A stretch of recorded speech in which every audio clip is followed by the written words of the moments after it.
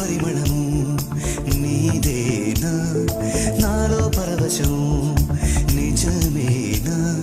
బొండు మల్లి పువ్వు కన్నా తేలికగు నీ సోకు రెండు కళ్ళు మూసుకున్నా లాగు మరి నీ వైపు సొగసును చూసి పాడగా